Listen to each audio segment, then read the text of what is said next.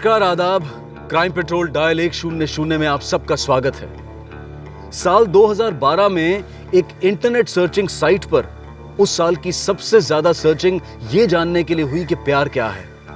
बहुत से लोगों को ये बात काफी अजीब लग सकती है, लेकिन ये बात यही जाहिर करती है कि हर दौर, हर उम्र में प्यार के नए मायनों को समझने की कोशिश जारी रहती है।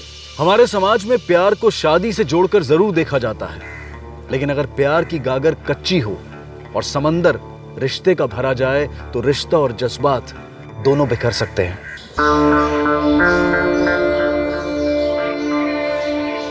भट्ट जी, ये वरमाला और हवन का सामान हो गया, फूल हो गया और ये सारी चीज़ हो गई। और कुछ चाहिए आपको? क्या हुआ सब? यार बड़ा हैंडसम लग रहा है। Thank you. माधुरी कहाँ पे? वो शायद अंदर तैयार हो रही। तू देख, मैं यहाँ संभालता हूँ। संभाल।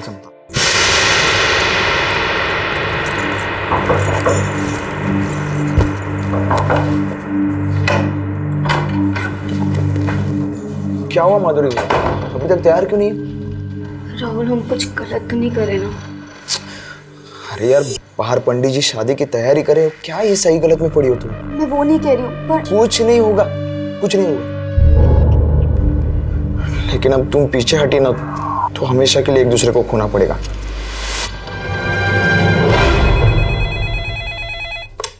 Hello, Virat police station. Radha दीदी, माधुरी के चाचा चाची और भाई राहुल को जान से मार देंगे। क्या? हाँ, वो माधुरी के साथ मंदिर में शादी कर रहा है। क्या कह रही हो? हाँ, मेरा बेटा भी उसके साथ है। मुझे बहुत फिक्र हो रही है। भाई साहब, कुछ कीजिए ना।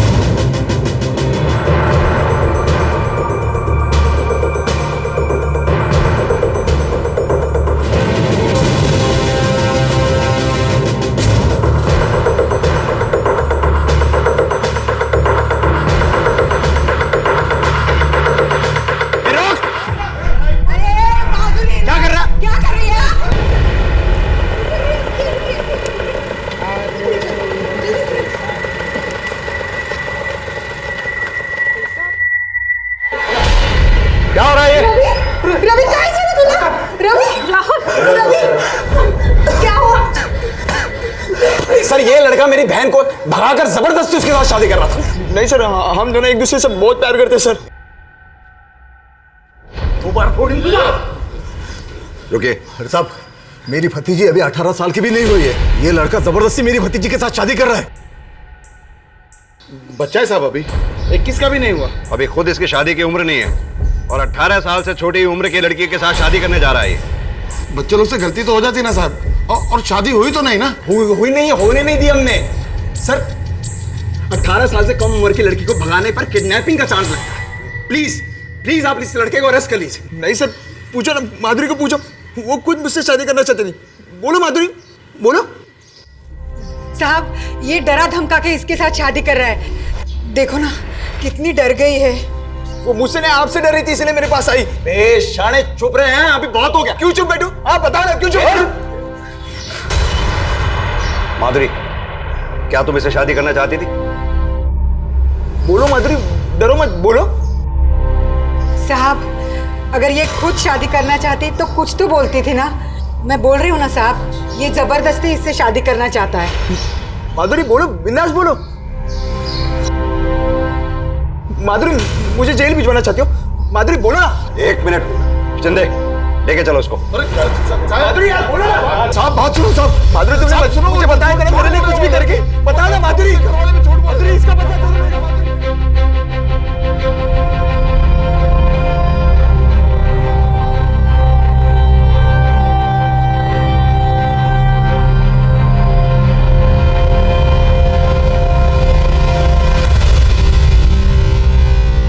जब भूल को अपराध की शक्ल दे दी जाती है तो कानून के हाथ भी बन जाते हैं। राहुल पर माधुरी को भगाने और उसके साथ जबरदस्ती शादी करने का केस बना। लेकिन शादी कराने वाले पंडित और राहुल के दोस्त रवि के बयानों से राहुल का पक्ष थोड़ा मजबूत हुआ। लेकिन राहुल पर लगा आरोप पूरी तरह से खत्म नहीं हुआ और राहुल की उम्र को ध्यान में रखते हुए अदालत ने उसे 6 महीने की साधारण सजा सुनाई। लेकिन राहुल के साथ साथ माधुरी भी कम सजा नहीं भुगत रही थी। आप रोज रोज मारोगे। मैं क्या क्या कर लेगा तू? हाँ, तू भी अपनी भड़ास निकाल ले। भूलना नहीं, मैंने और तेरे चाचा ने तुम दोनों को पाल पोस के बड़ा किया है। तेरे आई बाबा के मरने के बाद तुम दोनों रास्ते में भीख मांग रहे होते। बस कर। रोज रोज एक ही राग आलापा मत कर। माना कि माधुरी के पर निकला है, लेकिन मनोज तो मेरे कदम से कदम मिला के चल रहा है ना। हाँ। बेटा देख, तेरी काकी तेरे आई जैसी है ना, उसकी बात को बुरा नहीं मानने। तू नौकरी पे जाना है ना, जल्दी कर, जा, लेट हो रहा है ना। तू देख क्या रही है, जा भाई के लिए डब्बा बांध दे, जा।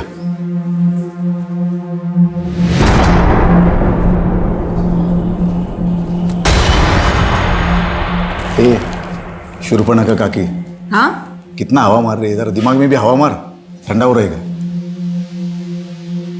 खुद की कोख में तो कभी बीज फूटा नहीं, तो दिमाग की टहनी भी टूट गई है क्या? अरे ये दोनों अपने बुढ़ापे का सहारा है, अपने बुढ़ापे की लाठी है, तो अपने बुढ़ापे की लाठी पे कभी कभी तेल भी मल दिया कर। अरे समझ, माधुरी के साथ उसका भाई भी बगावत पे उतर आए तो क्या होगा?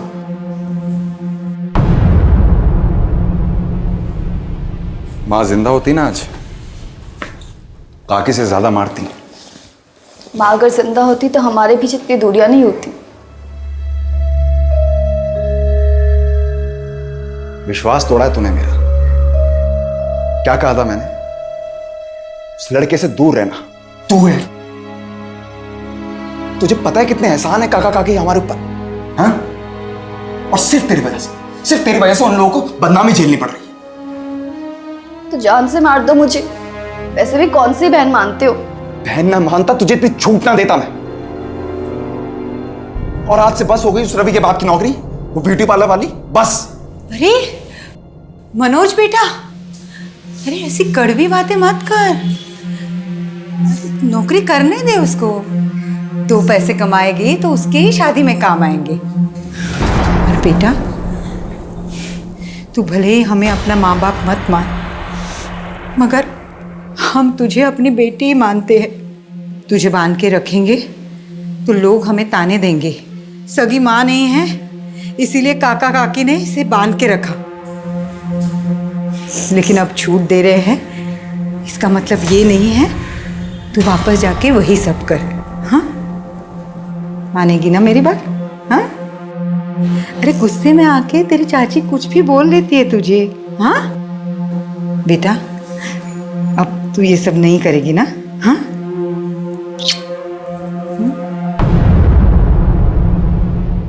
माधुरी जब 7 साल की थी तो उसने अपने माता पिता को खो दिया था और उसके चाचा चाची उसकी जिंदगी के साथ साथ उसके माता पिता की संपत्ति के भी मालिक बन गए। माधुरी के भाई को उन्होंने अपने स्वार्थ के लिए अपना लिया था, क्योंकि लड़का जो था। लेकिन माधुरी अनाथ बेटी होने की सजा भुगतती रही। चाचा चाची के एहसान को उतारने के लिए दोनों भाई बहन का भविष्य दांव पर लग गया। फर्क सिर्फ इतना था कि भाई ने कमाने के लिए पढ़ाई छोड़ दी और माधुरी ने पढ़ाई ना छूट जाए इसके लिए 17 साल की उम्र से ही कमाना शुरू कर दिया। और इसी स्पा में नौकरी करते हुए माधुरी की राहुल से पहली मुलाकात हुई और देखते ही देखते 2 अजनबी दोस्त और फिर दोस्त से हमदर्द बन गए।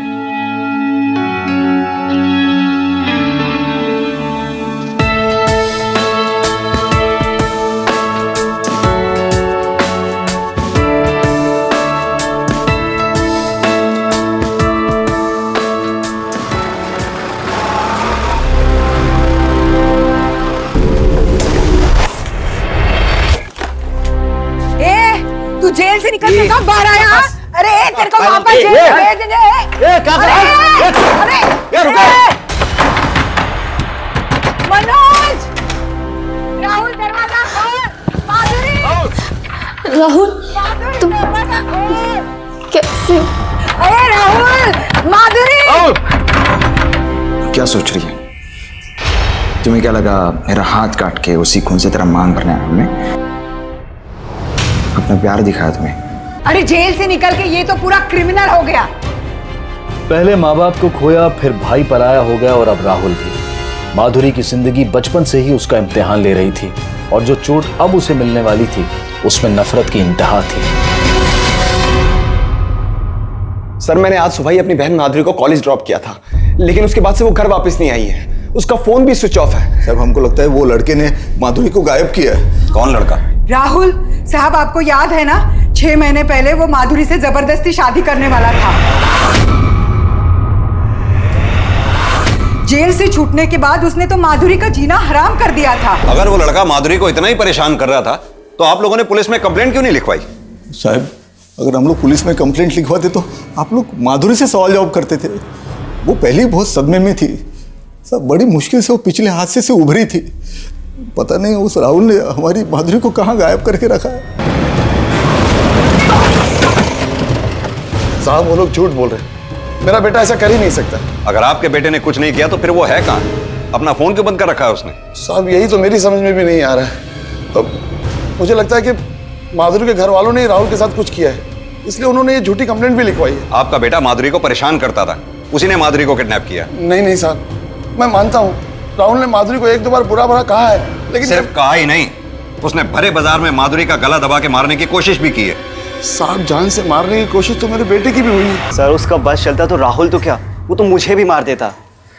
बहुत ही डेंजर उसका भाई वो मनोज। वैसे जेल जाके तेरा दोस्त राहुल भी कम खतरनाक नहीं हुआ। मेरे बेटे राहुल को जेल भेजने का षड्यंत्र भी उन्हीं लोगों का था।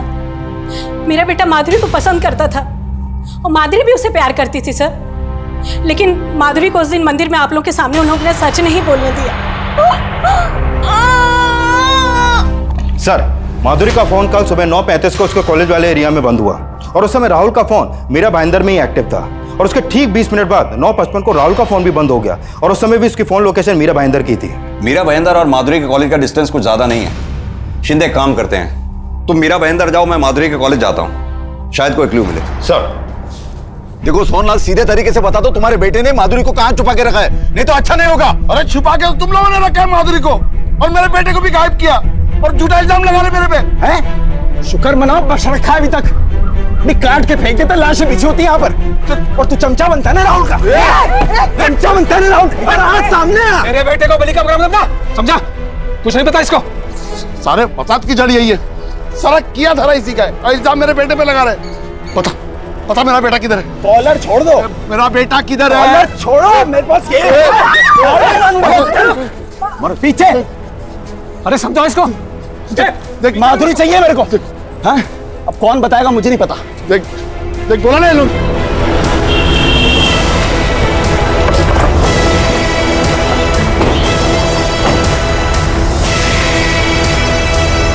सर माधुरी तो कल कॉलेज आई नहीं थी। लेकिन माधुरी के भाई ने बोला कि उसने कल माधुरी को कॉलेज के सामने ही छोड़ा था। सर मैंने आज सुबह ही अपनी बहन माधुरी को कॉलेज ड्रॉप किया था, लेकिन उसके बाद से वो घर वापस नहीं आई। सर अगर आई होती तो एक बार क्लास में तो आती। वो आई नहीं तो मैंने उसे कॉल भी किया, पर उसका फोन कल सुबह से स्विच ऑफ आ रहा था।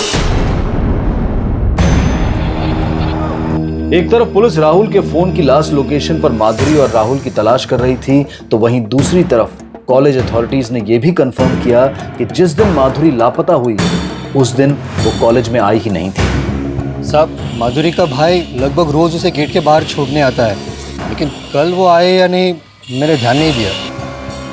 कल सुबह इसे कॉलेज के आसपास देखा था? नहीं सर।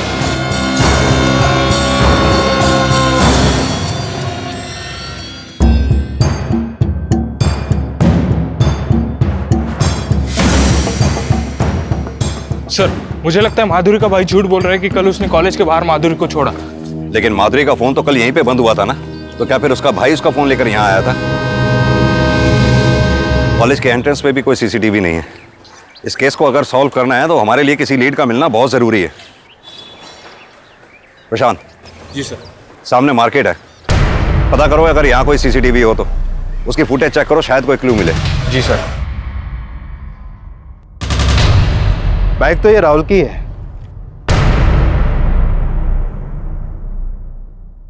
और टायर के निशान देख के तो लगता है कि शायद एक्सीडेंट हुआ है। एक काम करो सिंह, आसपास में जितने भी हॉस्पिटल्स और क्लिनिक्स हैं समय पता करो, शायद कुछ पता चला है। सर राहुल की कोई खबर नहीं मिली, ना तो किसी हॉस्पिटल और ना ही किसी क्लिनिक में उसे देखा गया। सर मार्केट के सीसीटीवी में माधुरी कैप्चर हुई थी, ये उसकी फुटेज।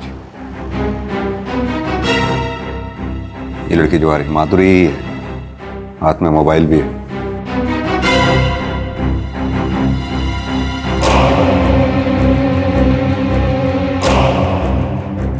शिंदे ये फुटेज 9:36 की है और माधुरी का फोन बंद हुआ 9:35 पे। मतलब साफ है, माधुरी के भाई ने माधुरी को कॉलेज पे छोड़ा, भाई के जाने के बाद माधुरी ने अपना फोन बंद किया और कॉलेज जाने की बजाय ऑटो पकड़कर कहीं चली गई।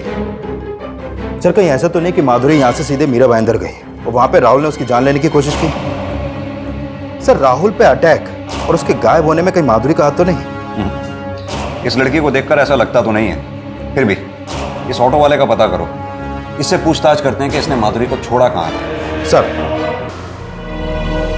नहीं साहब, ध्यान नहीं आ रहा, ये लड़की कब मेरी ऑटो में बैठी? अब देखो ध्यान से। हाँ साहब याद आया, ऑटो में बैठते ही इसने अपना चेहरा चुन्नी से ढक लिया था साहब, बहुत जल्दी में थी साहब। कुछ याद है तुमने उसे कहाँ छोड़ा था? हाँ साहब, शांतिनगर। शांतिनगर में जिस एरिया में उसको तुमने छोड़ा था, उसके बाद वो किसी से मिली थी? साहब उसने मेरे पैसे दिए और मैं वहाँ से निकल गया, उसके बाद वो कहाँ गई, किससे मिली, मुझे नहीं पता साहब। जहाँ उसे छोड़ा था वो जगह कांस्टेबल को दिखा दो। ठीक है साहब। अब एक बात तो साफ है, माधुरी ने उस दिन कॉलेज जानबूझकर छोड़ा था। उसके बाद उसने अपना फोन बंद किया और मीरा रोड के शांतिनगर इलाके में चली गई। शांतिनगर का इलाका माधुरी के कॉलेज से करीब 25 से 30 मिनट की दूरी पे है। इसका मतलब वो वहां 10 से 10:15 के बीच पहुंची। इधर राहुल का फोन 9:55 पे मीरा भाईंदर में बंद हुआ। मीरा भाईंदर शांतिनगर से कुछ ज्यादा दूरी पे नहीं है। कहीं ऐसा तो नहीं कि दोनों इकट्ठा होकर कहीं भाग गए हों? सर माधुरी के घर वालों और उसके फ्रेंड्स ने बोला था कि राहुल माधुरी से नफरत करने लगा था और उसने उसकी जान लेने की कोशिश भी की। मैं बोल तुम्हारी वजह से मुझे जेल जानी पड़ी। हो सकता है ये उनका कोई नाटक हो, लेकिन पता नहीं क्यों मुझे शुरू से लगता है कि माधुरी राहुल से प्यार करती थी। घर वालों के दबाव के कारण उसने राहुल को सपोर्ट नहीं किया। पहले उनकी उम्र शादी के लायक नहीं थी, लेकिन अब वो कानूनन पति पत्नी हो सकते हैं। लेकिन सर राहुल की बाइक का मीरा भाईंदर में मिलना, कहीं उनका अपने घर वालों की आंखों में धूल झोंकने का कोई प्लान तो नहीं है? हो सकता है, लेकिन उनके इस गायब होने के चक्कर को समझने के लिए हमें घर वालों को भी समझना होगा।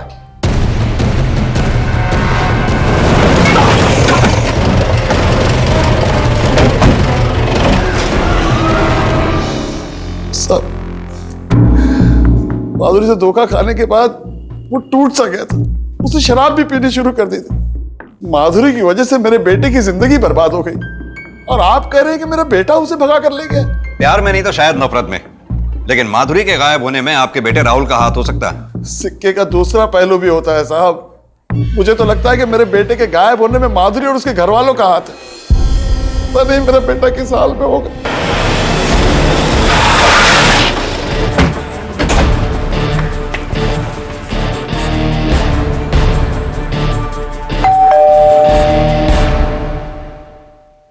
साहब मेरे को पक्का यकीन है माधुरी से दुश्मनी निकालने के लिए उस लड़के ने उसको गायब किया है। और रही बात प्यार की, तो वो पहले से ही उससे जबरदस्ती शादी कर रहा था।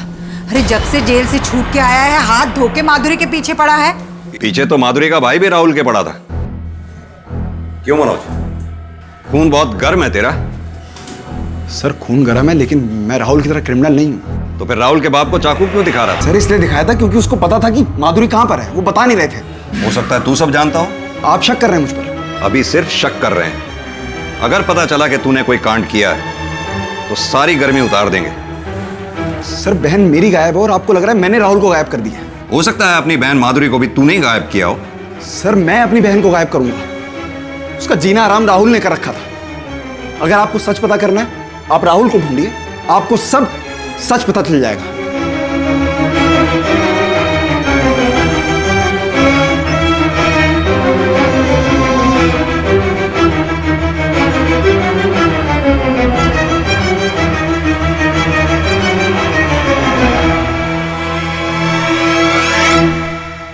सर हमने शांतिनगर में काफी पूछताछ की, लेकिन ना तो माधुरी का कोई लीड मिला और ना ही राहुल का। मैंने इन दोनों के कॉल रिकॉर्ड भी चेक किए। सर राहुल जब से जेल से छूटा है माधुरी ने राहुल को कोई कॉल नहीं किया, बल्कि राहुल ने ही माधुरी को कॉल किया। और ये कॉल सिर्फ 10-10, 15-15 सेकंड के हुए हैं सर। सर कहीं राहुल ने ये कॉल माधुरी को परेशान करने के लिए तो नहीं की है?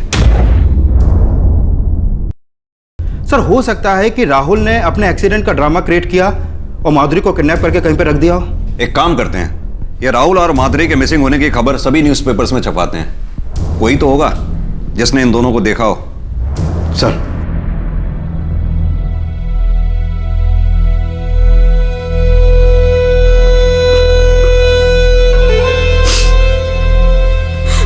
अगर आप राहुल के कहने पे माधुरी के चाचा चाची से उसका पहले ही हाथ मांग लेते तो ना राहुल जेल जाता और ना इस तरह से आज गायब होता।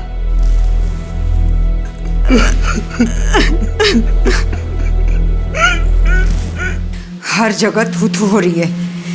इस बार पता चला ना कि वो लड़का माधुरी को लेके भागा है तो देख लेना मैं क्या करती हूँ। एक तरफ राहुल और माधुरी के घर वाले कभी अपने आप को तो कभी अपने बच्चों को कोस रहे थे, वहीं माधुरी की इस बदहाली से अनजान पुलिस को राहुल के बारे में एक इंफॉर्मेशन मिली।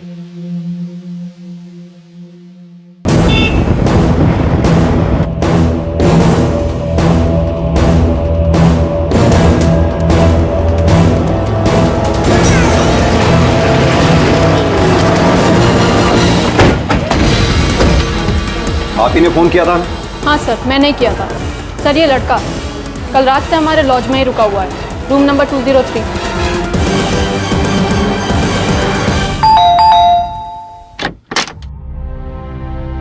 पकड़ो सर। सर सर सर कहाँ है माधुरी? सर सर मुझे नहीं मालूम। तू यहाँ छुपा बैठा है तो जरूर तूने माधुरी को कहीं छुपा के रखा होगा। नहीं सर, मैंने नहीं छुपाया उसे। तो फिर यहाँ क्यों छुप के बैठा हुआ है? सर मुझे किसी ने किडनैप किया।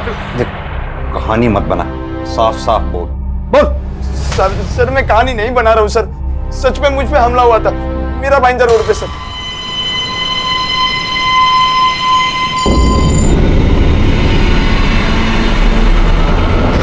सर वो आदमी मुझे मार के गाड़ने वाला था सर। कौन आदमी? वो नहीं मालूम मुझे, लेकिन उसने मुझे मारने की कोशिश की।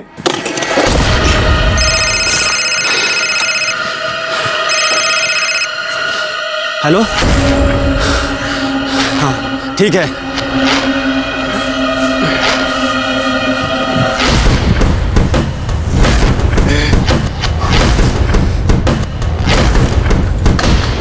हाथ से गलती से खून हो गया सर।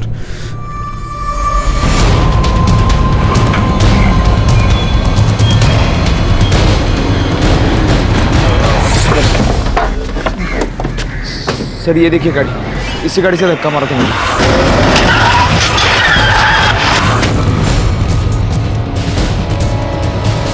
ये देखिए।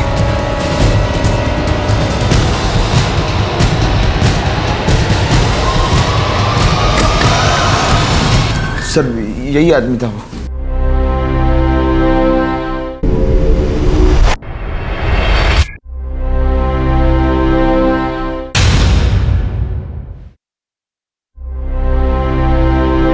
सर मुझे होश आया तो ये सर ना इसके पॉकेट में कुछ मिला है ना इसकी गाड़ी में, जिससे इसकी पहचान हो सके। शिंदे, बॉडी को पोस्टमार्टम के लिए भेजो। सर तू वाकई ये नहीं जानता कि कौन है, या फिर कुछ छुपा रहा है हमसे, या फिर ये भी तेरे प्लान का कोई हिस्सा है? नहीं सर, मैंने कुछ नहीं प्लान किया सर, मैं सच में नहीं जानता इससे।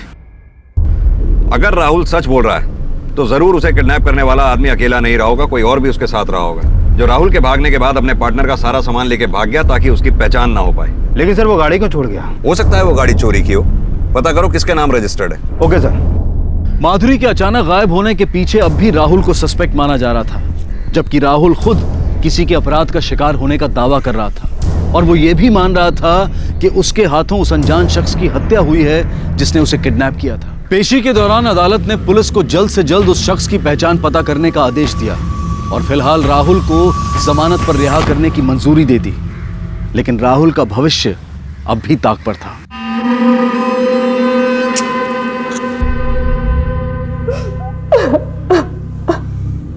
सच बता बेटा,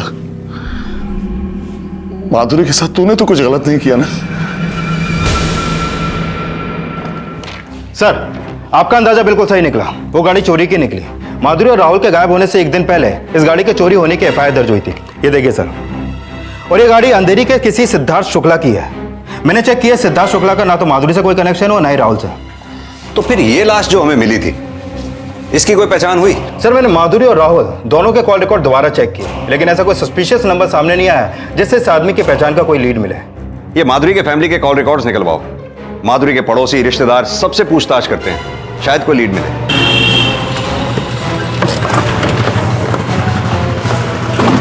सर माधुरी राहुल से बहुत प्यार करती थी।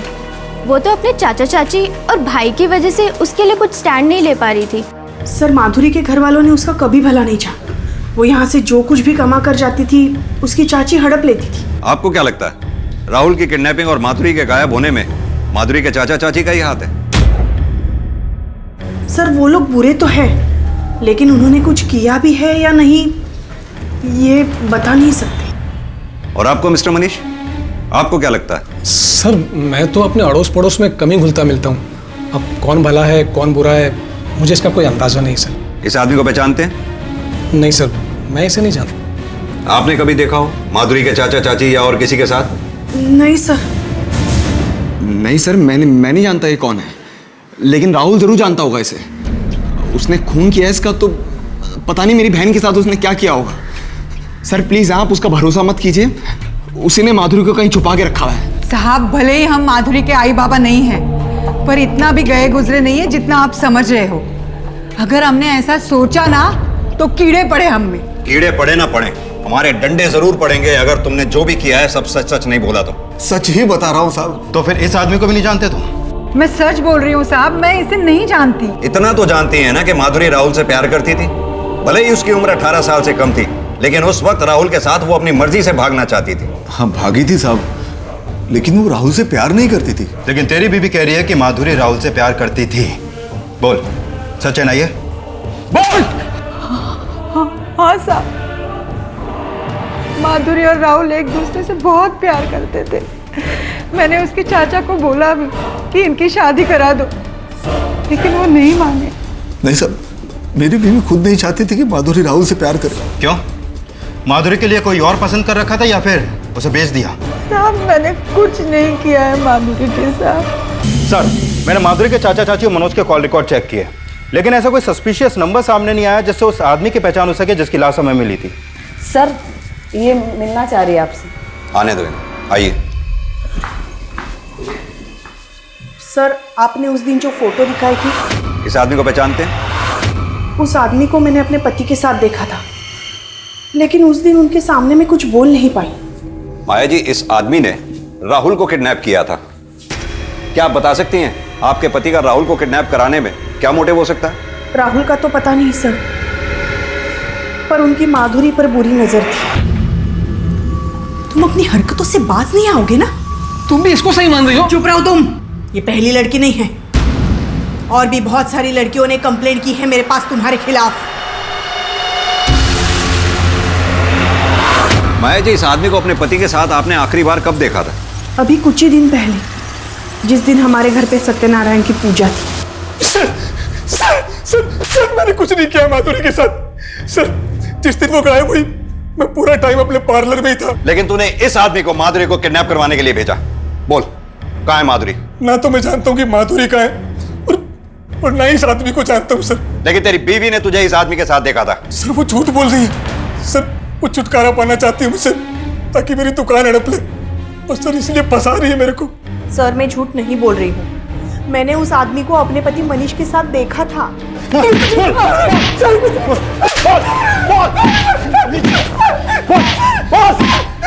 सर बहुत तोड़ने के बाद भी मनीष यही बोल रहा है कि वो उस आदमी को नहीं जानता। इसकी बीवी माया कुछ और बोल रही है और ये मनीष कुछ और। एक काम करो शिंदे, इन दोनों के कॉल रिकॉर्ड्स और फाइनेंशियल रिकॉर्ड्स सब निकालो। शायद। एक मिनट सर। हेलो, क्या?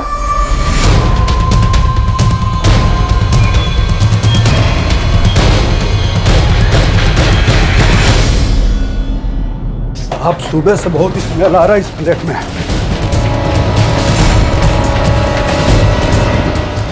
किसका फ्लैट है? साहब ये दिवाकर सिंह का फ्लैट है और वो आउट ऑफ स्टेशन रहता है। वो इस फ्लैट को भाड़े पे दे रखा है और जब देखिए तब ताला लगा रहता है सर यहाँ पे। सर बोल। सर मैंने माधुरी को नहीं मारा है सर, ना कोई फ्लैट किराए पे लिया सर। ये रेंट एग्रीमेंट, तेरी फोटो और तेरी सिग्नेचर है। पूरे 1 साल का किराया तूने एडवांस में दे रखा था। अब ये मत बोलना कि ये पेपर्स फेक है, क्योंकि तेरे फ्लैट ओनर और ब्रोकर दोनों का यही कहना है कि उन्होंने फ्लैट तुझे ही किराए पे दे रखा था। वो फ्लैट मैंने 6 महीने पहले लिया था सर, उसके बाद मैं वहां गया ही नहीं सर। नई कहानी सुना रहा है हमें, हैं? सच सच बोल। बोल सर, मैं सच्ची बोल रहा हूँ सर। माधुरी से शादी करने का प्लान करने से 6 महीने पहले मैं फ्लैट किराए पे लिया था सर।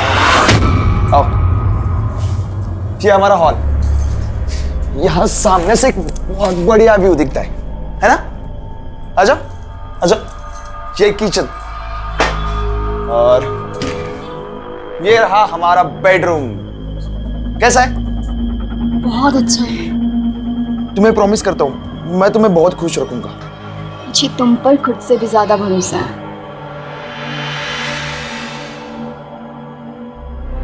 अगर तूने माधुरी को नहीं मारा तो फिर उसकी लाश तेरे उस फ्लैट में कैसे मिली? सर जेल जाने के बाद मैं भूल ही गया वो फ्लैट मैंने किराए पे लिया था। उसके बाद मैं गया ही नहीं वहां पे। लेकिन सर उस फ्लैट की चाबी माधुरी के पास थी। शायद होगा उसकी जिंदगी में और कोई, इसलिए मुझे छोड़ा। जाती होगी वो उस फ्लैट पे। पुलिस हम पे शक कर रही थी और जिसने माधुरी का मर्डर किया वो तो जेल से बाहर भी आ गया। अरे राहुल के पिताजी ने उसकी जमानत भी की। तू यहाँ कुड़ रहा है और माधुरी का हत्यारा घर में चैन से बैठा है। सर माधुरी की फोन लोकेशन और बिल्डिंग वालों के बयान से साफ है कि राहुल के जेल जाने के बाद से माधुरी इस फ्लैट में आ जा रही थी। तो हो सकता है राहुल का शक सही हो कि माधुरी का किसी और के साथ अफेयर था। उसकी लाश भी तो हमें दुल्हन के जोड़े में मिली थी। लेकिन सर माधुरी के कॉल रिकॉर्ड में ऐसा कोई नंबर सामने नहीं आया जिससे पता चले कि माधुरी का किसी और के साथ भी अफेयर था। ये सोसाइटी के बाकी फ्लैट्स में रहने वाले लोगों से पूछताछ करो, शायद किसी ने कुछ देखा हो। सर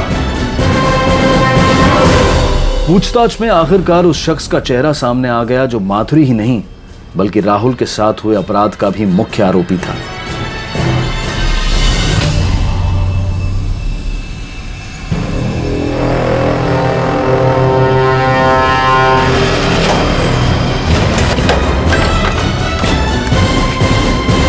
राहुल बाहर निकल। क्या है राहुल? किधर? राहुल अरे बात क्या हो तो बोलो।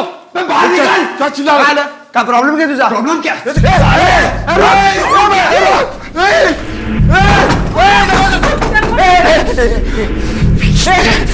मैंने नहीं खून किया उसका। मुझे नफरत हो गई थी उससे, लेकिन मैं प्यार करता था उससे। मैंने कुछ नहीं किया। मैंने कुछ नहीं किया। हमारे मित्र ने कुछ नहीं किया सर। प्यार करता था माधुरी से। उसकी जॉब मेरे पापा की ब्यूटी पार्लर में लगवाई, इतनी हेल्प की उसकी, लेकिन उसे मेरा दोस्त राहुल पसंद आया।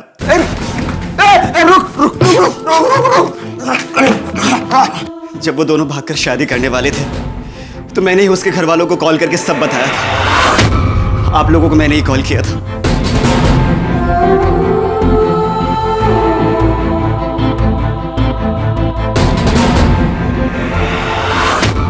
राहुल के जेल जाने के बाद वो उस फ्लैट में जाती थी।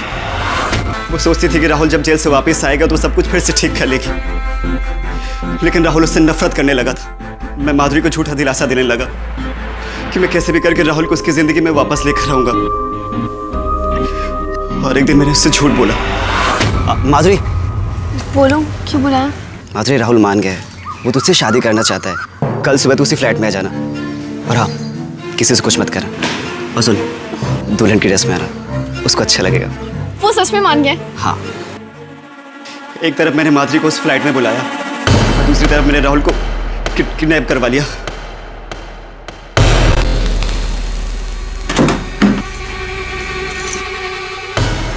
रवि, तुम अकेले आए हो? राहुल कहाँ है? राहुल अब नहीं आएगा। तुम्हें मुझसे शादी करनी होगी। क्या क्या बकवास कर रहे हो तुम? नहीं कर रहा हूँ, वही कह रहा हूँ जो 1 साल पहले कहना चाहता था, लेकिन तुम मुझे समझने के लिए तैयार ही नहीं। मैं राहुल को अपने रास्ते से हटा देना चाहता था ताकि माधुरी के पास मेरे अलावा कोई ऑप्शन ना बचे। मैंने अपने आदमी को कॉल किया राहुल का मर्डर करने के लिए। सर जो सच था मैंने आपको सब कुछ बता दिया है। एक मिनट सर। हाँ बोलो। क्या?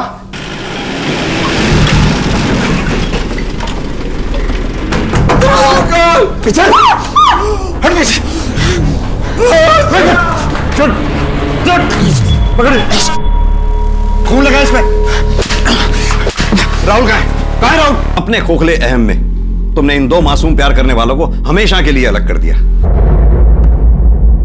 प्यार को कायदा समझकर पढ़ने वाले अक्सर ये समझने से चूक जाते हैं कि किसी को ठीक से पढ़े बिना दोस्त समझ लेना हमारी भूल भी हो सकती है, लेकिन जिसे एक बार ठीक से पढ़ लिया उसकी एक भूल को गुनाह मानकर दुश्मन समझ बैठना भी हमारी भूल हो सकती है। मेरे बच्चे, सुनिए प्लीज दरवाजा खोलिए, ऐसा मत कीजिए, आपके पाँव पड़ते हैं, मुझे अंदर आने दीजिए, ऐसा मत कीजिए, मुझे मेरे बेटे से दूर मत कीजिए, दरवाजा खोलिए। अरे वहाँ का जाइए, आगे ले क्या? चलो अंदर। पूरा सही, अरे अंदर चलो, चलो। कैसे बातें कर रहे हो उसको? मतलब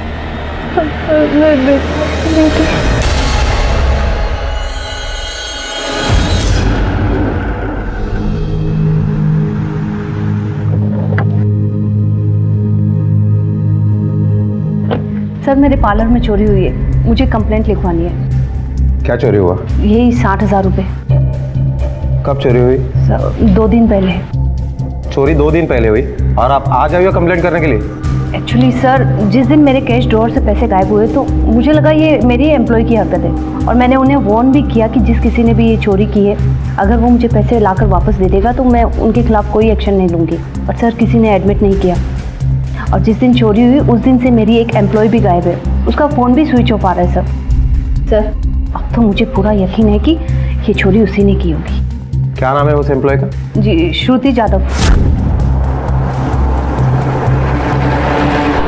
जिंदगी कभी रेगिस्तान में दिखने वाले पानी की तरह से होती है, तड़पती धूप में प्यास बुझाने का भ्रम देती है। आंखों देखा सच छलावा और कानों सुनी बात भी कई अर्थ लिए रहती है, और कई बार ये सच और झूठ के बीच की पराकाष्ठा साबित होती है। भगवान की बनाई हुई इस दुनिया में इंसान एक ऐसी चीज है जिसे भगवान भी नहीं समझ सकता। इस केस में यह तय करना मुश्किल था कि क्या सच है और क्या झूठ।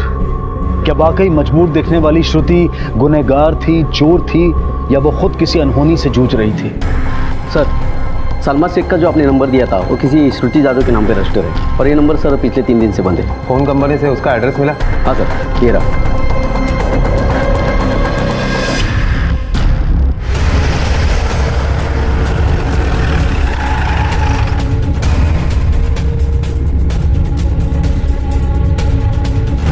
क्या श्रुति ने पैसे चुराए?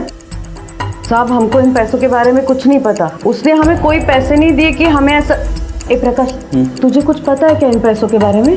नहीं गाई, मैं नहीं मालूम साहब। श्रुति कहाँ है? बुलाओ उसे। वो 2 दिन से घर नहीं लौटी साहब। इसका मतलब वो गायब है। तो तुम लोगों ने उसकी मिसिंग कंप्लेंट नहीं दर्ज करवाई पुलिस स्टेशन में? जो औरत अपनी 8 साल की बेटी को छोड़कर भाग जाए, उसकी खबर तक ना ले, उसकी क्या कंप्लेंट करे साहब? मुझे तो तरस आता है उस बच्ची पर। रिया हो, क्या नसीब लेके पैदा हुई है कि ऐसी श्रुति जैसी माँ मिली उसे। आप लोगों ने पता नहीं करवाया? शायद वो अपने मायके चली गई होगी। नहीं साहब, मायके नहीं है। कौन मायके में? कोई नहीं है। हाँ उसका एक सगा भाई है, पर नशेड़ी है साहब। क्या नाम है उसके भाई का? भाई का नाम अरे वसंत। वसंत शिंदे साहब। नंबर दो उसका। तुझे तो है हम रखते हैं। कावड़े फोन लाऊं लगा जरा।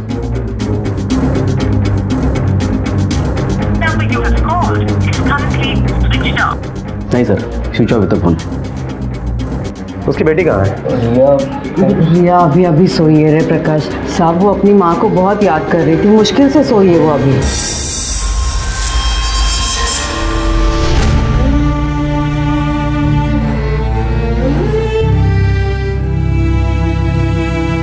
सर श्रुति बहुत ही सीधी सादी लड़की है, अकेले ही कमाती है, सबका पेट पालती है, फिर भी ये लोग ना इसे मारते पीटते रहते हैं साहब। श्रुति बहुत रोई थी, बेचारी अपनी बच्ची को लेने आई थी। हम लोगों ने जिन जिन लोगों के साथ बात की सभी का यही कहना है कि श्रुति बहुत अच्छी इंसान थी, फिर उसकी किसी ने मदद क्यों नहीं की? ये जादव फैमिली की वजह से। ये लोग बहुत नीच हैं सर, इन लोगों के मुंह कोई भी नहीं लगता। हम क्या कर सकते थे सर? अरे साहब, ये मोहल्ले वाले तो जहर उगलेंगे। तो आपके कहने का मतलब है कि आपको बिना बताए श्रुति कहीं चली गई? लगता है क्या साहब, गारंटी के साथ बोल सकता हूँ। वो यूनिसेक्स पार्लर में काम करती थी, वहाँ पे मेल क्लाइंट आते, पैसे वाले आते हैं ना क्लाइंट, उसी का हाथ पकड़ के भाग गई होगी। सिर्फ अंदाजा लगा रहे हो या किसी आदमी को जानते भी हो? साहब नाम नहीं मालूम, पर गारंटी के साथ बोलता हूँ। वो सलून की ओनर है ना, उसके पति को पटाया होगा। कितनी बार मैंने आंखों से देखा इसे इधर इधर छोड़ते हुए, रात को छोड़ने आता था।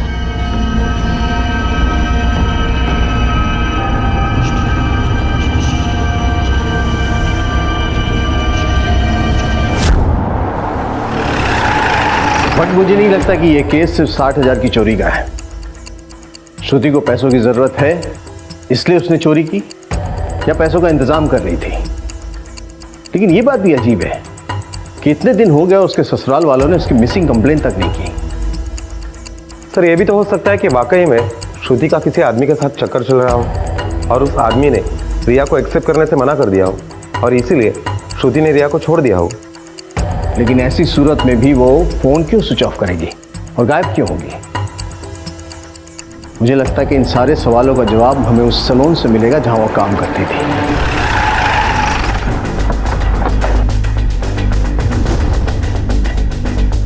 सर, श्रुति बहुत ही डिसेंट लड़की है। वो अपने काम से काम रखने वालों में से है। कल छुट्टी है, हम सब मिलकर रात को पार्टी कर रहे हैं। श्रुति तुम भी आओ ना, आई एम श्योर तुम्हें बहुत अच्छा लगेगा। सॉरी, मैं नहीं आ सकती। मुझे ना मेरी बेटी के साथ टाइम स्पेंड करना है। वो क्या है कि सारा दिन बहुत मिस करती रहती है मुझे। श्रुति के हस्बैंड का कहना है कि आपकी बॉस सलमा के हस्बैंड के साथ उसका अफेयर चल रहा था। वो उसे घर भी छोड़ने जाया करते थे। क्या ये सच है? क्या? Impossible sir. सर हमारे सर बहुत ही अच्छे हैं। पूरे स्टाफ में अगर किसी लड़की की तबीयत खराब होती है या घर जाने को लेट होता है तो सर खुद उसे ड्रॉप करते हैं। सर मुझे भी 2-3 बार उन्होंने घर ड्रॉप किया है। इसका मतलब ये तो नहीं कि मेरा उनके साथ अफेयर चल रहा है। इसका मतलब है कि श्रुति को घर ड्रॉप किया था? सर 1 नहीं 3-3 बार, और उस वक्त श्रुति मेरे साथ ही होती थी। पहले उसका घर आता था, इसके लिए सर उसे ड्रॉप करते थे और उसके बाद मुझे भी छोड़ते थे। सब श्रुति बेचारी हमेशा अपने बच्चे के फ्यूचर के बारे में ही सोचती रहती थी। सर उसके ससुराल वाले ने एकदम जानवर टाइप के लोग थे। अक्सर उसके फेस और बॉडी पे चोट के निशान रहते थे। उसके घर वाले उसे बहुत मारते थे, इवन उसका हस्बैंड भी।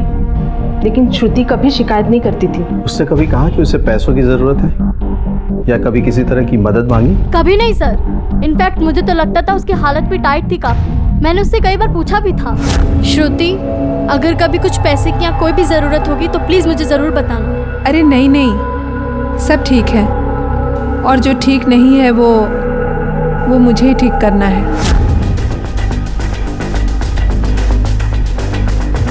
बट मुझे नहीं लगता कि श्रुति जैसी ईमानदार, मेहनती और हालात का सामना करने वाली लड़की चोरी कर सकती है। इस चोरी का सच कुछ और ही है। सीसीटीवी फुटेज निकलवा लो। आखिर श्रुति कहाँ थी, किन हालात में थी? क्या उसने वाकई चोरी की थी या वो खुद किसी खतरे का सामना कर रही थी? क्या सचमुच किसी के प्रेम में पड़कर उसने अपनी बेटी को त्याग दिया था, या फिर आज भी अपनी बेटी से मिलने की उम्मीद लिए वो पैसों का इंतजाम कर रही थी? क्या रिया को माँ का प्यार वापस मिलने वाला था, या ममता का आंचल उसे छोड़ चुका था? क्या वो आंचल गुनाह के दाग के साथ था या फिर किसी अनहोनी से तार तार हो चुका था? क्या फिर होने वाला था? श्रुति से चोरी वाले पैसे छीने ना तूने? क्या क्या उसके साथ? कहाँ है वो? क्या कहा है वो? ज्यादा दिमाग मत चला।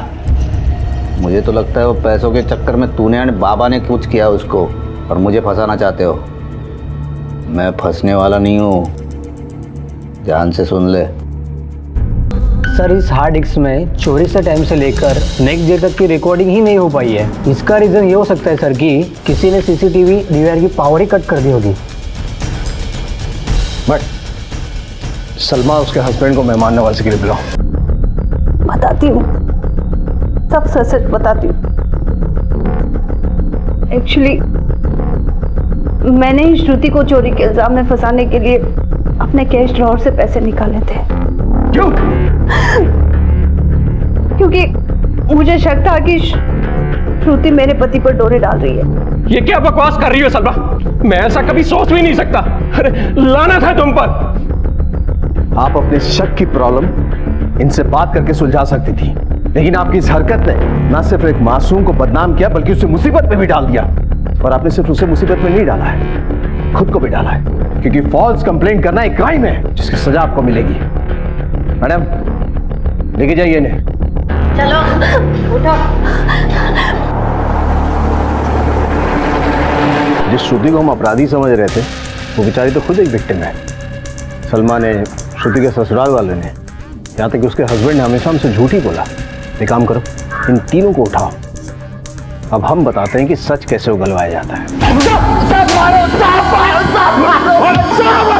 झूठ पे झूठ बोला है तुम लोगों ने। सच सच बताओ, क्या किया उसके साथ, कहाँ है वो और क्यों किया ये झूठी कहानी? जो उसे बॉस अकेले छोड़ने के लिए आता था, जबकि गाड़ी में दूसरी भी लड़की होती थी। और तुम लोग, तुम्हारे पास पैसे नहीं थे इसलिए उससे मांगा करते थे, और वो ना दे पाई इसलिए तुम लोगों ने उसे गायब कर दिया। क्या मार डाला? बात सुनो, मारा मत, सच बोल रहा हूँ। घर में अकेले औरत कमा रही थी साहब। हाँ, अगर वो नहीं होगी तो खाने पीने के वांदे हो जाते हमारे साथ। क्यों, आप भी बताओ, उसको गायब करके उसे मार के हमारा क्या फायदा था? साहब हम सच बोल रहे हैं, हमें नहीं पता वो कहाँ चली गई। ठीक है, तुम लोग जा सकते हो, लेकिन ध्यान रखना शहर से बाहर जाने की कोशिश तक मत करना। नहीं जाना, इकडे तो सुना, इकडे। बट श्रुति ने कोई चोरी नहीं की जिसकी वजह से हमें लगा था कि वो छुप रही है। कोई एक्स्ट्रा मैरिटल अफेयर भी साबित नहीं हुआ। फोन स्विच ऑफ होने से पहले उसके मोबाइल का लास्ट लोकेशन क्या था? सर वहीं पर एक आनंद नगर है, लास्ट लोकेशन वहीं का दिखाई दे रहा है। आनंद नगर? सर मैं आनंद नगर के करीब ही रहता हूँ। आनंद नगर में ज्यादातर वकील लोग रहते हैं। बट कहीं ऐसा तो नहीं कि वो अपने तलाक के बारे में सोच रही हो और इसी सिलसिले में किसी वकील से कंसल्ट करने के लिए गई? उसकी तस्वीर दिखाओ और पता करो किससे मिलने के लिए गई थी, क्योंकि अगर वो वहाँ गई होगी तो किसी ने तो देखा होगा उसे। Okay sir.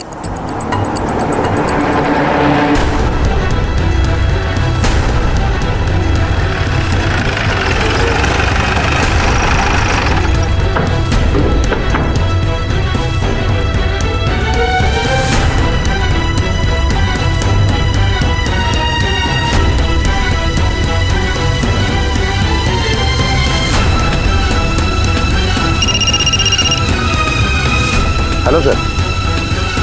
हाँ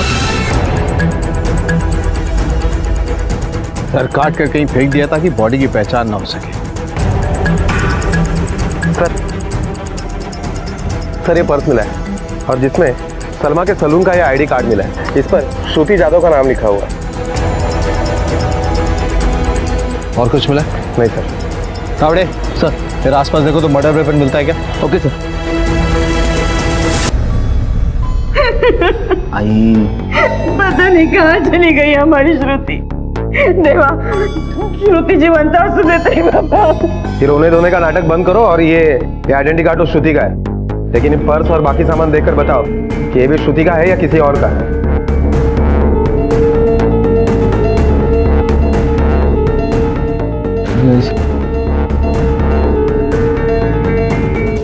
उसकी पर्स भी दे दो। साहब ये पर्स श्रुति का है। पर्स श्रुति का है, लेकिन कपड़े श्रुति के नहीं। नहीं सर, ये श्रुति की बॉडी नहीं है। क्यों? सर क्योंकि उसके ससुराल वाले उसे हमेशा चोट के निशान देते थे और ये पॉसिबल ही नहीं है कि श्रुति के बॉडी पे चोट के निशान ना हो। पुलिस श्रुति की तलाश कर रही थी कि तभी उन्हें एक सरकटी अनजान लाश मिली जिसके पास श्रुति का आईडी था। लेकिन श्रुति के ससुराल वाले और उसके साथ काम करने वाले भी यकीन से नहीं कह पाए कि वो श्रुति ही है। तो आखिर कौन थी ये लड़की? क्या ये श्रुति थी या कोई और थी? और वहां श्रुति का पर्स कैसे पहुंचा? क्या श्रुति का इससे कोई संबंध था? क्या इसका खून श्रुति ने किया था या फिर किसी ने श्रुति का भी खून कर दिया था? और अगर श्रुति जिंदा थी तो आखिर थी कहां?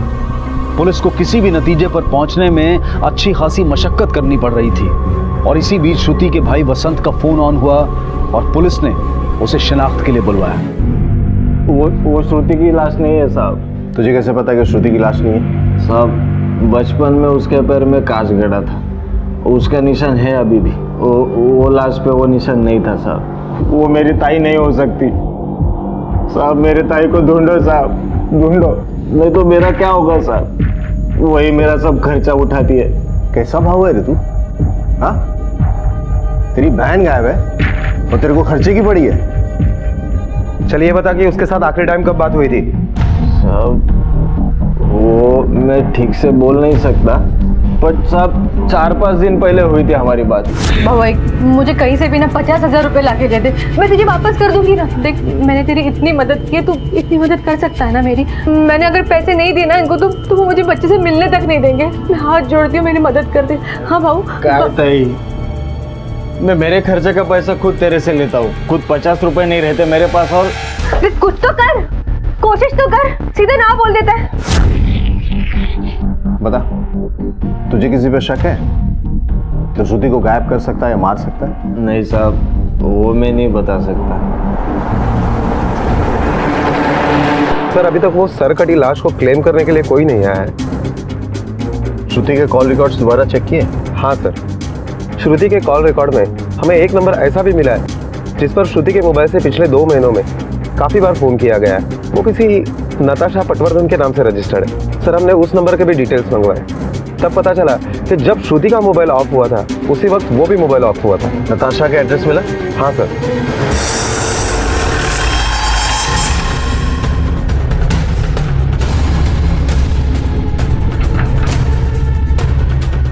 ताला लगा है।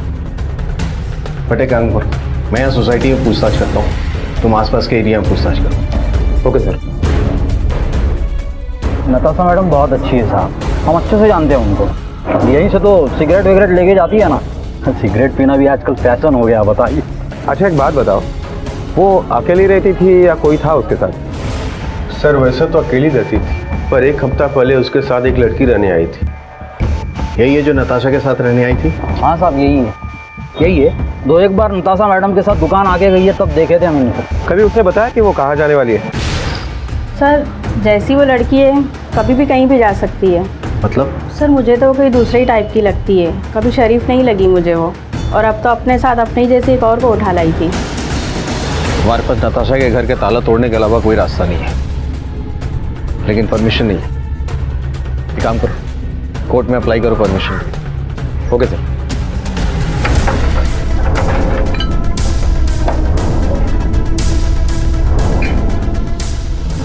अंदर देखो, ठीक से तलाशी लो।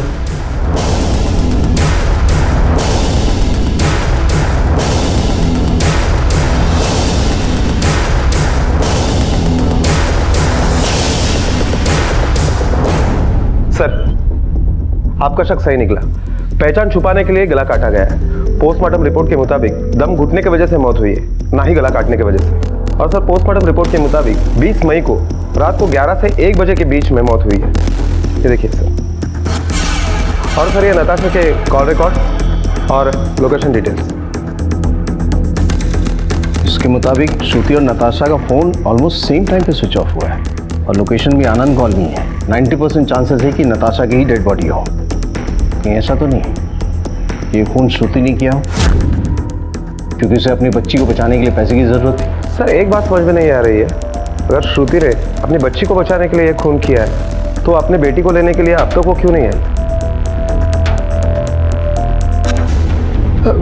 नहीं भाऊ, मैं जानता हूँ मेरी मोहलत खत्म हो गई है, लेकिन मैं खुद होकर 50,000 लेकर आऊंगा आपके पास। नहीं भाऊ थोड़ी मोहलत दे दो। वो मेरे यकीन करो, मैं लाऊंगा पैसे आपके पास। हाँ। इसे पहचानते हैं? सर ये नताशा है, हमारी रेगुलर क्लाइंट है और ये हमेशा अपना सारा काम श्रुति से ही कराती थी। कुछ ही दिनों में दोनों में दोस्ती हो गई थी और नताशा हमेशा श्रुति को अपनी बहन की तरह ट्रीट करती थी। हाँ सर, क्योंकि जब नताशा एक दिन पार्लर में आई। श्रुति, तुझे मार खाने का बहुत शौक है क्या? तू ये सब बर्दाश्त क्यों कर रही है? मुझे एक बात बता, तू पुलिस में कंप्लेन क्यों नहीं करती? 2 मिनट में उनकी अकल ठिकाने आ जाएगी। अगर मैं तेरी जगह होती ना तो कब को उनको जेल भिजवाई। मेरी बात सुन, रहने देना। तो क्यों सबके सामने? तो क्या रहने दे श्रुति? देख मेरी सास भी मुझे ऐसे ही मारा करती थी। मैंने वेट किया कि मेरा पति कुछ करेगा, लेकिन वो बायला करेगा क्या? और उस दिन मैंने उस घर को भी छोड़ा और उस आदमी को भी छोड़ दिया। तू भी वही कर। फाइनली श्रुति को समझ में आ गया कि उस घर में उसकी बेटी और वो सेफ नहीं है, इसलिए उसने अपने रेंट के लिए घर ढूंढना शुरू किया। दीप्ति, तू जिस एरिया में रहती है उस एरिया में वन रूम किचन कितने तक आएगा रेंट पे? किस लिए पूछ रही है? अपने लिए? लेकिन तू तो अपने इन-लॉज के साथ रहती है ना? हाँ यार रहती हूँ, लेकिन अब नहीं, बस हो गया। सर उसके बाद यहाँ पास में एक पान वाला भी है, सुधीर नाम है। श्रुति ने उससे भी फ्लैट के लिए बात की थी। सुधीर? पान वाले से फ्लैट की बात की? Sir Sudhir side business brokerage का भी काम करता है। Thank you. आपने अपने बीवी की बेल नहीं करवाई अभी तक? सर जो गलती उसने की है ना, उस गलती के लिए उसको कुछ देर और वहाँ रहना चाहिए। उसको समझ में आया कि उसके पागलपन ने किया क्या है। Okay sir. सर, नताशा श्रुति के ससुराल वालों से नहीं बल्कि श्रुति से ही अक्सर बातें किया करती थी, और नताशा के कॉल रिकॉर्ड में एक एसटीडी नंबर मिला है जो उसकी माँ का है। मैंने उन्हें बॉडी की शिनाख्त के लिए बुला लिया है। सर, श्रुति का भाई वसंत आपको मिलना चाहता है। साहब, मैं श्रुति के ससुराल गया था रिया से मिलने, बट वो लोग बोले कि रिया उनके पास है ही नहीं है। मतलब साहब वो मेरी पोती को लेके भाग गई साहब। मेरी पोती वापस दिला दो साहब, मैं नहीं रह सकती उसके बिना। शुरू से बताइए क्या हुआ था। मैं और ये अंदर अपने कमरे में बैठे थे, इतने में दरवाजा खुलने की आवाज आई। श्रुति बेटा, श्रुति, अरे श्रुति कहाँ ले जा रही हो को? अरे श्रुति, अरे कहाँ ले जा रही हो को? सुनंदा, क्या हुआ? वो श्रुति रिया को ले गई। रिया को ले गई? मेरी रिया को ले गई? पता नहीं मेरी रिया कहाँ चली गई, पता नहीं कहाँ चली गई। सर आपको लगता है श्रुति इतना बड़ा रिस्क उठाएगी? क्योंकि अगर उसने नताशा का खून किया है तो श्रुति अपनी बेटी के लिए कुछ भी कर सकती है बेटा, लेकिन मुझे शक श्रुति पर नहीं है, उसके ससुराल वालों पे। मुझे लगता है इन लोगों ने रिया के साथ कुछ किया और इल्जाम श्रुति पर डाल रहे हैं। हेलो, ठीक है, बट नताशा की मैं बॉडी की शिनाख्त के लिए आ गई हूँ।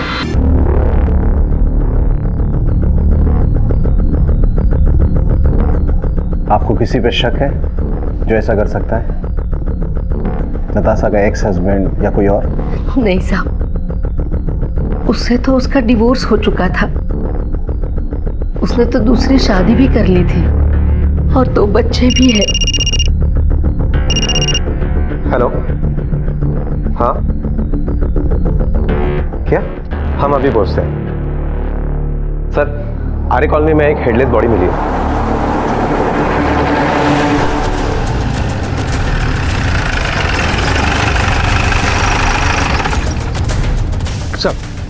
सर मैंने आपको इसलिए इन्फॉर्म किया क्योंकि जिस औरत की मिसिंग कंप्लेंट की फोटो आपने मेरे पास भेजी थी, इसकी कद काठी उससे काफ़ी मिलती जुलती है। इसका भी सर नहीं है, और आसपास देख लिया, ना कोई सर है और ना ही मर्डर वेपन है।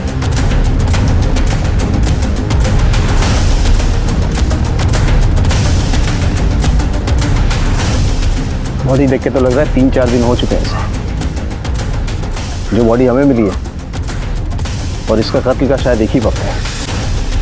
हो सकता है श्रुति की बॉडी हो। सर अगर ये खून 3 दिन पहले हुआ है तो श्रुति रिया को कैसे उठा सकती है? अगर ये श्रुति है तो इसका मतलब है रिया मुसीबत में है। उसे जल्द से जल्द ढूंढना पड़ेगा। एक काम करो, श्रुति के भाई वसंत को इमीडिएटली बुलाओ बॉडी को आइडेंटिफाई करने के लिए। ओके हाँ साहब, ये निशान है वो साहब, मेरी दीदी साहब, मेरी दीदी। सर पोस्टमार्टम रिपोर्ट के मुताबिक श्रुति की मौत भी नताशा की तरह दम घुटने की वजह से हुई है, और दोनों की मौत का टाइमिंग भी लगभग सेम ही है। सर इसका मतलब है कि श्रुति के ससुराल वाले झूठ बोल रहे हैं कि श्रुति रिया को लेकर भाग गई थी।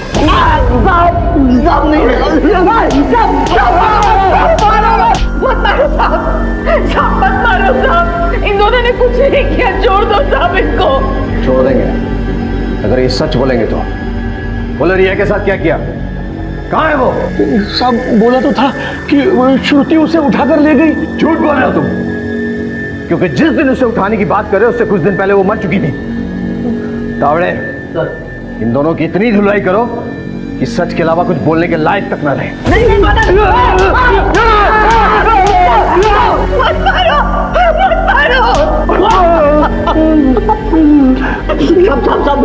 सब बताता हूँ।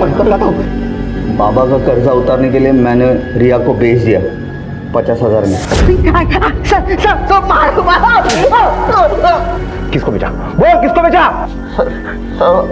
अब्दुल रज़ाक को भेज दिया। अरे साहब लेकिन हुआ क्या साहब? मेरे को लेके क्यों जा रहे हो? पता था क्या किया है? अरे साहब लड़की को जानता है ना? पहचानता है इस लड़की को? देखा, मैं पता है इसकी फैमिली ने इसे तुझे बेचा है।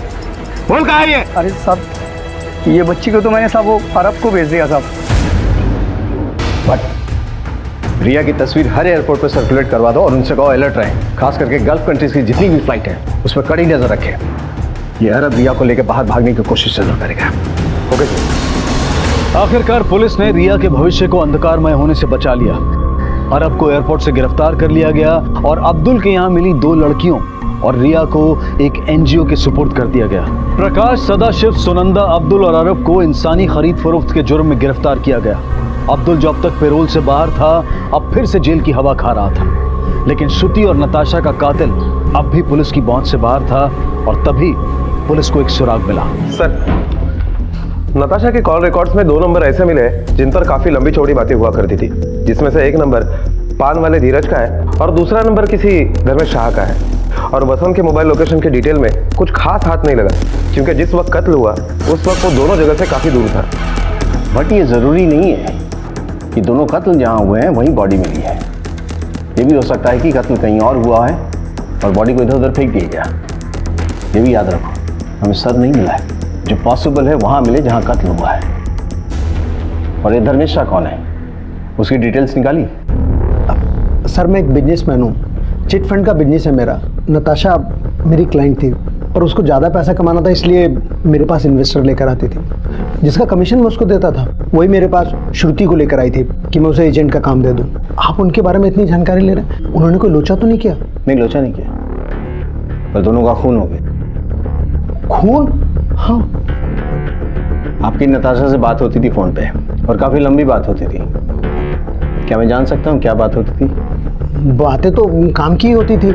आप अगर चेक करेंगे तो आपको पता लग जाएगा कि ज्यादातर कॉल उसी की तरफ से आते थे। हाँ। चले। अरे साहब क्या हुआ? उसका और किसी का चक्कर चल रहा था, मतलब अफेयर वगैरह? नहीं साहब, ये तो हो ही नहीं सकता। क्यों? तेरा और उसका चल रहा था इसलिए ना? तो इतनी लंबी चौड़ी बातें क्यों करता था उसके साथ मोबाइल के ऊपर? गजब ही बात कर रहे हैं साहब आप। ऐसा कुछ नहीं था साहब, ऐसा कुछ नहीं था। भाड़े का घर दिलाने में मदद किए थे उसकी, उसके बाद थोड़ी पैसे की तंगी थी साहब, तो हम पैसे की मदद किए थे, तो इसीलिए बात होती रहती थी। वो अकेली रहती थी, उगता जाती होंगी तो हमसे थोड़ी बतिया लेती थी बस। जब तक ये केस सॉल्व नहीं हो जाता ना, तब तक ये शहर छोड़कर मत जाना, समझे? आवड़े चला चलो।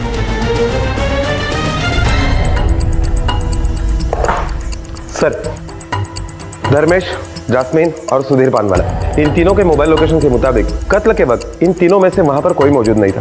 सर, एक चौंका देने वाली बात है, पिछले 20 दिनों से जास्मीन और सुधीर पानवाला के बीच में काफी बार और काफी लंबी चौड़ी बातें हुई है। बट एक काम करो, इन तीनों पे कड़ी नजर रखो। हो सकता है इन तीनों ने मिलकर या इनमें से किसी एक ने काम किया। Okay sir.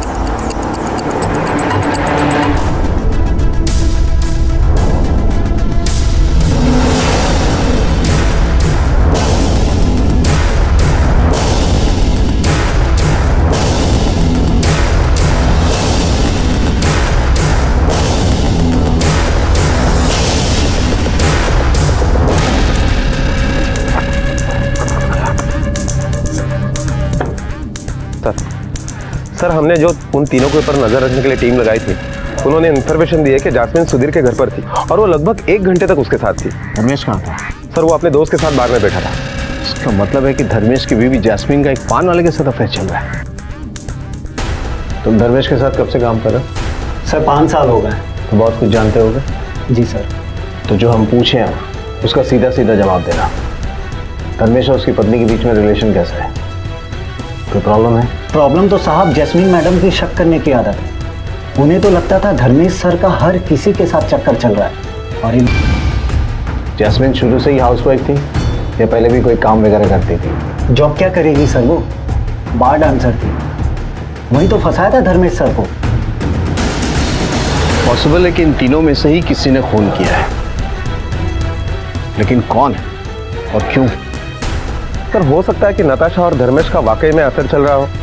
नताशा ने कमिटमेंट की डिमांड की हो, या तो फिर पैसों के लिए धर्मेश को ब्लैकमेल किया हो, जिस वजह से गुस्से में आकर धर्मेश ने उसे मार डाला। या तो ये भी हो सकता है कि जास्मिन ने इनसिक्योर फील करके नताशा का खून कर दिया हो। फिर भी सवाल तो वही रह जाता है ना कि नताशा और श्रुति उस एरिया में क्या कर रहे थे जहाँ इन दोनों का फोन स्विच ऑफ हुआ था।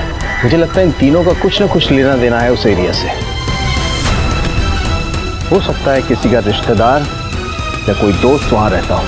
पुलिस के तीर सही निशाने पर थे। आनंद नगर में सुधीर के भाई का घर था जहां पुलिस ने रेड की। घर की तलाश लो ठीक से।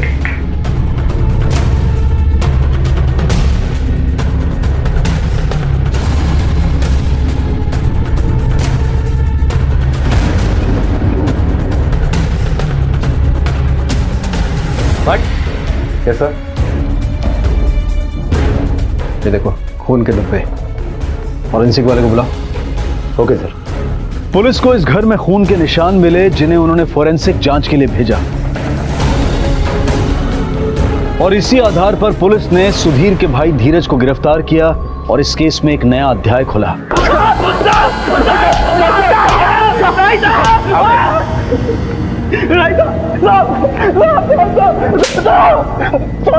हमने कुछ नहीं किया साहब। हमने कुछ नहीं किया। सुधीर ने उन दोनों को मारा था साहब। हम सच बोल रहे हैं साहब। सुधीर नहीं मारा साहब, नहीं मारा साहब। अब भी तेरा सच बोलने का मन है या मार खाने का? वो बोलता हूँ साहब, श्रुति मैडम को पैसों की ज़रूरत थी साहब। ये नताशा आकर हमको बोली थी एक दिन, हमको ये भी बताई थी कि श्रुति को उसकी बेटी वापस लाने के लिए पैसे चाहिए। हमने पैसे जुगाड़ कर दिए थे साहब, लेकिन ये नताशा को सिर्फ उसके दुख की पड़ी थी। हमारे दुख को तो उसने कभी देखा ही नहीं साहब। एक भी बार खुद को छूनी नहीं दी साहब हमको। अब ये नताशा उस धर्मेश से नैन मटक्का करती थी, हमको आंख दिखाती थी साहब, जबकि उस धर्मेश से नताशा को हम ही मिलवाए थे।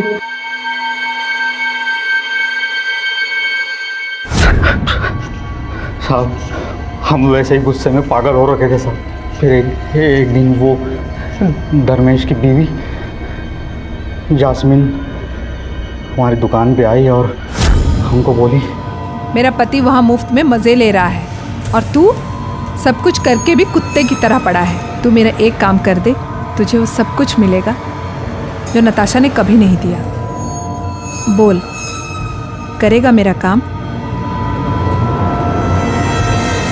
फिर एक दिन वो नताशा हमारी दुकान पे आई साहब, और हम उसको बोले, आपकी वो सहेली के लिए पैसा जुगाड़ कर लिए हम। हाँ, हमारा एक भाई है, उसके फ्लैट पे रखा है पैसा।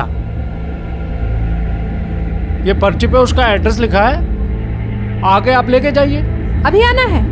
अरे अभी नहीं भाई, दुकान बंद हो जाने के बाद शाम में आना है। आपको पैसा देना तो हमको घर में ना रहना पड़ेगा। ठीक है, मैं शाम को आ जाऊंगी।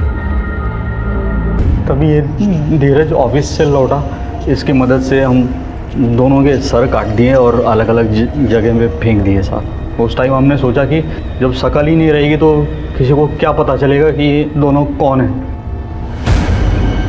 अपराधी कितना भी शातिर क्यों ना हो, जुर्म अपनी कहानी कह देता है। तुम लोगों ने 2 नहीं अगर 1000 टुकड़े भी किए होते ना, तब भी तुम लोग वहीं जाते जहाँ चाहो। श्रुति जो जुर्म को बर्दाश्त करने की सोच को छोड़कर अपने और अपनी बच्ची के लिए एक नई और बेहतर जिंदगी की कल्पना कर रही थी, और नताशा जो सच्चे मन से श्रुति को उस नर्क से बाहर निकालने की कोशिश कर रही थी, कुछ वहशी दरिंदों की हवस और लालच का शिकार बन गई। ये दोनों उन खतरों को भाप नहीं पाई जो दिखाई नहीं देते, लेकिन दोस्ती के नाम पर आसपास मंडराते रहते हैं और अपनी काली छाया में सब स्याह कर देते हैं। सुधीर को श्रुति और नताशा के कत्ल के लिए, धीरज को सबूत मिटाने के लिए और जैस्मिन को कत्ल की साजिश रचने के लिए गिरफ्तार किया गया, और ये सभी इस वक्त जुडिशियल कस्टडी में है। हमारे आसपास अच्छे और बुरे सभी तरह के लोग मिलते हैं, मददगार भी यहीं मिलते हैं और तगाबाज भी। जरूरत है सजग रहने की और जुर्म की आहट को पहचानने की। इसी विचार के साथ अब मैं अनूप सोनी आपसे विदा लेता हूं। फिर मुलाकात होगी अगले एपिसोड में एक और चौंका देने वाले केस के साथ। तब तक अपना और अपने परिवार का ख्याल रखें और देखते रहें क्राइम पेट्रोल डायल 100। सबक एक को, सीख हम सबको। जय हिंद। क्राइम पेट्रोल्स के और भी दिलचस्प कहानी देखने के लिए हमारे चैनल को सब्सक्राइब करें और बेल आइकॉन दबाना न भूलें।